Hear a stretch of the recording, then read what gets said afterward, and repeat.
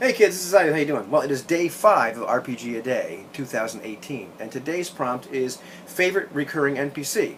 And as I mentioned yesterday, it's a little bit difficult to tease apart from yesterday's question, which is most memorable NPC, because oftentimes they tend to be one and the same for me.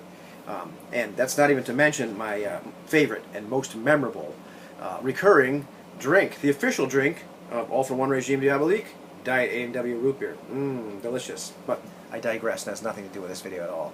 So, one of the things I really love about RPG A Day is the fact that in answering the questions or prompts, people come at them from various different angles, from various different perspectives. And quite often, people will answer them or interpret them in ways that I had not thought of. And as a result, I get my thinking challenged or my perspectives broadened and expanded. You know, people might say something and they'll agree with me. We might answer the question, we might get to the same point, but they get there via a different route. And sometimes they have a very different perspective and we don't agree, or we just, they expand my, they challenge my thinking, they expand my awareness or my appreciation for the hobby and all the various different ways that we can approach it and what it means to us and all that kind of stuff. So, in that spirit, I figured nobody said that this recurring NPC had to be in the same game, right? So, if you look at my shelf, there's a lot of real estate taken up by games powered by Ubiquity, including the series of Hollow Earth Expedition books, the original game, written by Jeff Combos, that uses the Ubiquity system. And I love this game. It's this awesome, Indiana Jones, 1936, Nazis, Hollow Earth, adventure in the jungle, just pulp action, heroics, just crazy off the hook stuff. I dig it. And I was fortunate enough to have Anthony run a game for me and for Jason, who runs the Dark Age of Roleplay games. Anthony being Runesinger, or the author of the Casting Shadows blog, if you haven't figured that out. So anyhow, that was a good time. And Jason, after we played that, Jason said, I really want to try running this. And so we're like, heck yeah, let's go do it. So he took a couple weeks, came up with a scenario, and so Anthony and myself and Big Mike from Tef's Tavern, another great YouTube channel, we sat down, we made characters, and we made ourselves Midnight, and Bruce Mulligan was my character, and the good doctor, whose first name I can't remember. That's what Big Mike played. And we're all World War I veterans. And we get hired by some guy to, ostensibly go help him, with these Nazis in the jungle. And as it turns out, he lied to us, and there was another thing he wanted us to do once we actually got there. So, great time. And by the way, that's one of the neat things about, the modern age. It's been really cool to meet and play and game with all these people that I've never actually met face to face.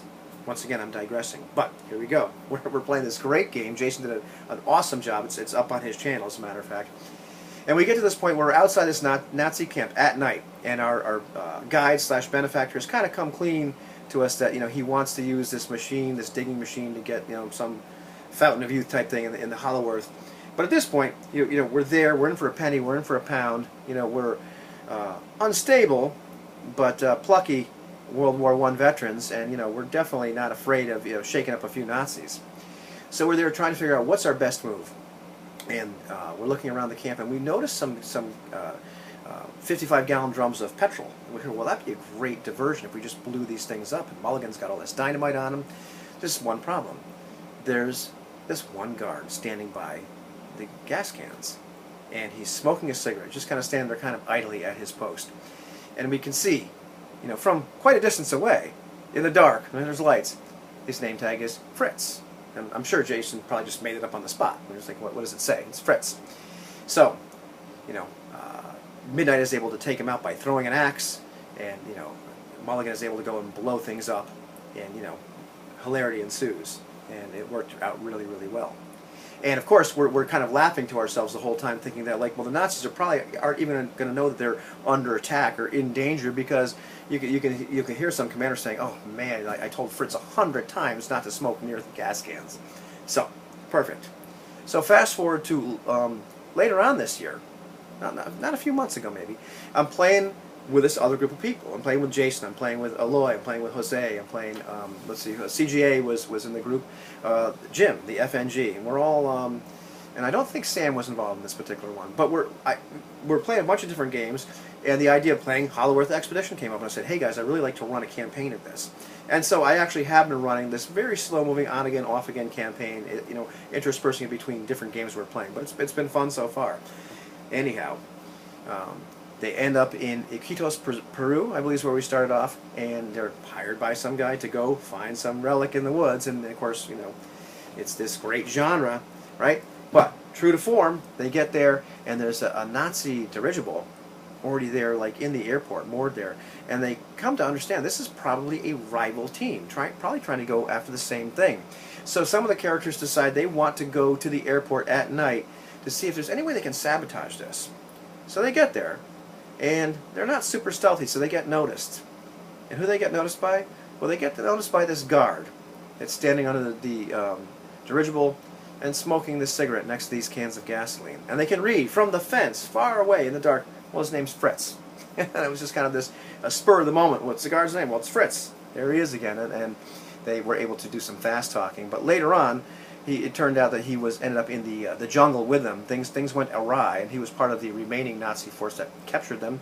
And then once they were in Buenos Aires, actually, they were able to escape from the Nazis. And I believe Fritz was in the car and might have actually gotten knocked out by Jose's character. I have to actually go back and look to see which car Fritz was in.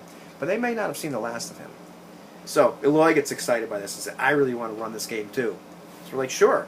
So we roll up some characters, and Eloy starts running us through, I think it was one of the modules for Hollow Earth Expedition, like Secrets of the Surface World or whatever. And great fun. He did an awesome job. So we're there where we follow the trail of breadcrumbs, you know, from Cairo to some castle in Germany, and where they've stolen a scientist. And so we get to this castle. Once again, we're not particularly stealthy. And the alarms get sounded. We're running around. We managed to evade our pursuers, and we're in some kind of staircase or whatnot. I think it's some kind of turret in this castle.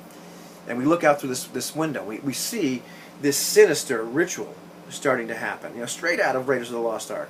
And we see this professor that we're there to save, and he's in the clutches of these Nazis. And what we need is a distraction.